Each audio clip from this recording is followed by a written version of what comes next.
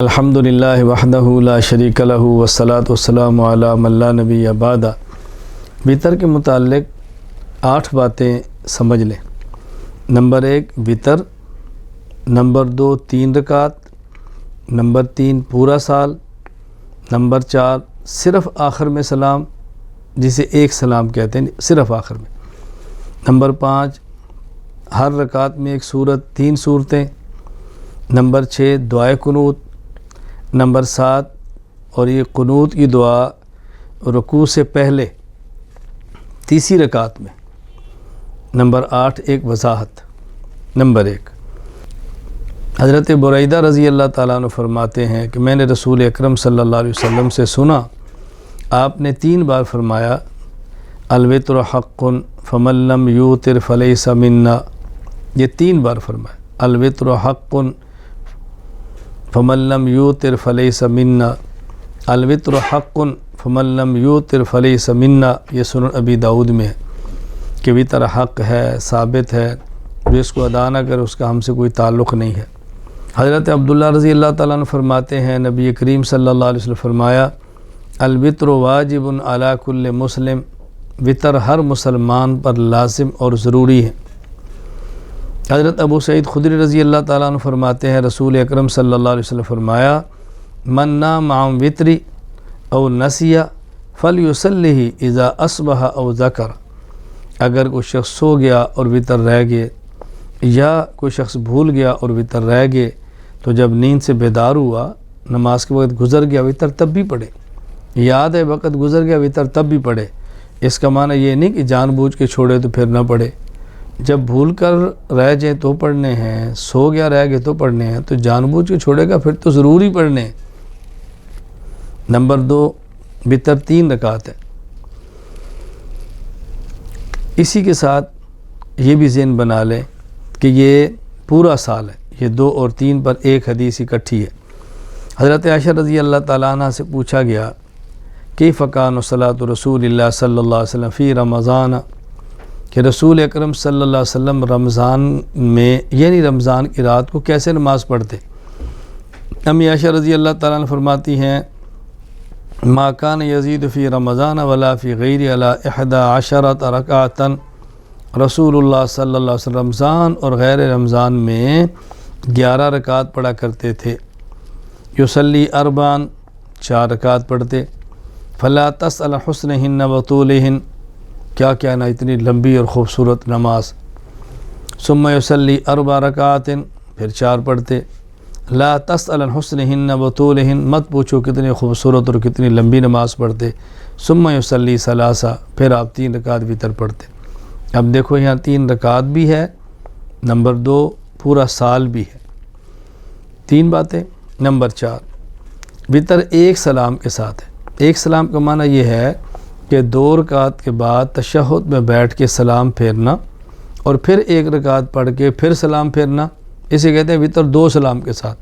2 سلام کے ساتھ نہیں، 1 سلام کے ساتھ، یعنی 2 رکعت پڑھ کے تشہد میں بیٹھے، عبد و رسول تک پڑھے اور کھڑے ہو جائیں، سلام نہ پھیرے، پھر 1 رکعت پڑھیں، تشہد، درود اور دعا، اور آخر میں سلام دائیں اور بائیں، اسے کہتے ہیں وطر 1 سلام کے ساتھ۔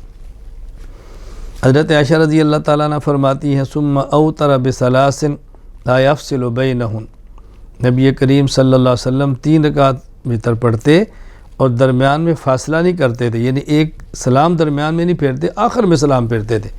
یہ روایت مسند احمد میں ہے، اور جو پہلی میں نے بیان کی ہے پورا سال اور 3 رکعت، وہ روایت صحیح بخاری میں ہے۔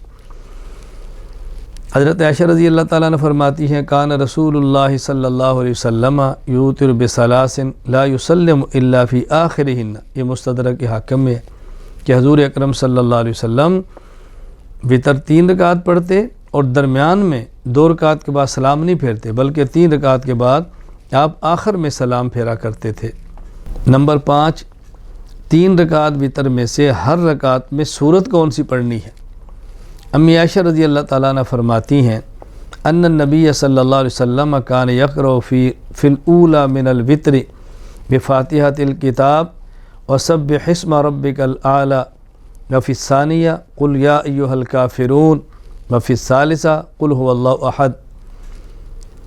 رسول اللہ صلی اللہ علیہ وسلم پہلی رکعت میں سبح اسم ربک الاعلیٰ پڑھتے سورۃ الاعلیٰ، دوسری میں قل یا ایھا الکافرون سورۃ الکافرون پڑھتے، تیسری میں قل ھو اللہ احد سورۃ الاخلاص پڑھتے۔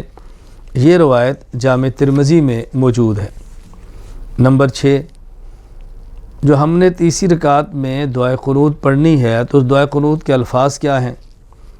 ایک روایت میں ہے، حضرت ابو عبد الرحمن کہتے ہیں عبداللہ بن مسعود رضی اللہ تعالیٰ عنہ ہمیں یہ الفاظ سکھاتے، اللہم انا نستعینک ونستغفرک ونثنی علیک الخیر ولا نکفرک ونخلع ونترک من یفجرک، اللہم ایاک نعبد ولک نصلی ونسجد والیک نسعی ونحفد ونرجو رحمتک ونخشی عذابک ان عذابک الجد بالکفار ملحق۔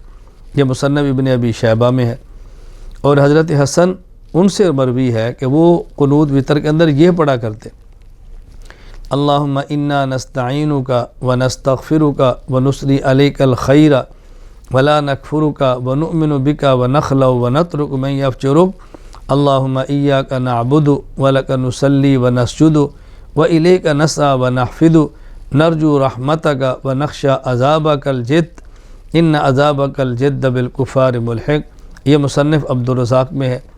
علماء نے ان دونوں کو جمع کر کے اور مشترک الفاظ یہ بتائے ہیں کہ قنوت کے اندر یہ الفاظ پڑھ لیے جائیں، اللہم انا نستعینک ونستغفرک ونؤمن بک ونتوکل علیک ونثنی علیک الخیر ونشکرک ولا نکفرک ونخلع ونترک من یفجرک، اللہم ایاک نعبد ولک نصلی ونسجد والیک نسعی ونحفد ونرجو رحمتک ونخشی عذابک ان عذابک بالکفار ملحق۔ نمبر 7، یہ جو دعائے قنوت پڑھنی ہے یہ تیسری رکعت میں رکوع جانے سے پہلے پڑھنی ہے۔ تیسری رکعت میں پہلے سورۃ الفاتحہ ہے، پھر قل ھو اللہ احد ہے، پھر اللہ اکبر، اس کے بعد ہاتھ باندھنے ہیں اور یہ دعائے قنوت پڑھنی ہے تیسری رکعت میں رکوع جانے سے پہلے۔ حضرت ابی بن کعب رضی اللہ تعالیٰ عنہ فرماتے ہیں کہ رسول اکرم صلی اللہ علیہ وسلم کان یوتر بثلاث رکعات، آپ 3 رکعت وتر پڑھاتے، 3 رکعت، اور پہلی رکعت میں سبح اسم ربک الاعلیٰ، دوسری میں قل یا ایھا الکافرون، تیسری میں قل ھو اللہ احد پڑھتے، ویقنت قبل الرکوع، اور رکوع جانے سے پہلے آپ دعائے قنوت پڑھا کرتے تھے۔ یہ روایت سنن نسائی کے اندر موجود ہے۔ نمبر 8، ایک وضاحت بہت ضروری ہے، وہ یہ کہ عام طور پر آخر میں نمبر 8 ایک وضاحت یہ بہت ضروری ہے۔ بعض لوگ کہتے ہیں کہ تیسری رکعت میں رکوع سے پہلے دعائے قنوت نہ پڑھی جائے، بلکہ یہ جو ہم فجر کی نماز پڑھتے ہیں اس میں دوسری رکعت میں رکوع کے بعد پڑھی جائے، تو یہ غلط فہمی پھیلائی جا رہی ہے۔ یہ بات اچھی طرح ذہن نشین فرما لیں۔ نمبر 8، ایک وضاحت ذہن نشین فرما لیں، جس طرح وتر پڑھنے ہیں، 3 رکعت پڑھنے ہیں، پورا سال پڑھنے ہیں، صرف آخر میں سلام پھیرنا ہے، تیسری رکعت میں دعائے قنوت پڑھنی ہے، تو یہ دعائے قنوت پورا سال پڑھنی ہے اور وتر کے اندر پڑھنی ہے، رکوع جانے سے پڑھنی ہے، پہلے پڑھنی ہے۔ بعض حضرات ایک غلط فہمی پیدا کرتے ہیں کہ نہیں جی وہ تو 1 مہینہ ہے، پورا سال ہے ہی نہیں، تو یہ بات ذہن نشین فرما لیں کہ جو حدیث پاک میں 1 مہینہ قنوت پڑھنے کا ذکر ہے وہ قنوت وتر نہیں ہے، وہ قنوت نازلہ ہے، اور وہ فجر کی نماز میں دوسری رکعت میں رکوع کے بعد ہے۔ تو قنوت نازلہ الگ چیز ہے اور قنوت وتر الگ چیز ہے۔ ہم قنوت وتر کی بات کر رہے ہیں جو پورا سال پڑھنی ہے۔ حضرت عاصم کہتے ہیں کہ میں نے انس بن مالک رضی اللہ تعالیٰ عنہ سے قنوت کے بارے میں پوچھا تو آپ نے فرمایا، آپ نے قنوت کا ذکر فرمایا، کہتے ہیں میں نے پوچھا قبل الرکوع او بعدہ، رکوع سے پہلے پڑھیں یا رکوع کے بعد پڑھیں؟ آپ نے فرمایا قبلہ، رکوع جانے سے پہلے پڑھو۔ کہتے پھر میں نے کہا فإن فلانا اخبرنی عنک، مجھے فلاں بندے نے آپ کے بارے میں یہ بات پہنچائی ہے کہ آپ فرماتے ہیں انک قلت بعد الرکوع، کہ رکوع کے بعد پڑھنی چاہیے۔ انس بن مالک رضی اللہ عنہ فرماتے ہیں کذبا، اس نے جھوٹ بولا ہے، میں نے یہ بات نہیں کی۔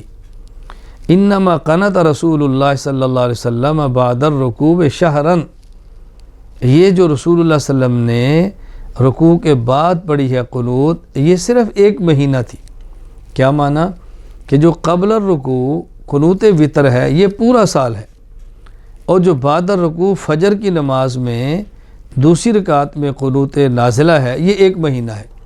اور یہ آج بھی ہے، اگر کہ مسلمانوں پر حملہ ہو یا مسلمانوں کو کافر نقصان پہنچائیں، دشمن سے خدشہ شدید ہو، اس موقع پر قنوت نازلہ آج بھی پڑھی جاتی ہے، فجر کی نماز میں پڑھی جاتی ہے، دوسری رکعت میں پڑھی جاتی ہے، رکوع کے بعد قومہ میں پڑھی جاتی ہے۔ تو یہ دونوں میں فرق اچھی طرح ذہن نشین فرما لیں۔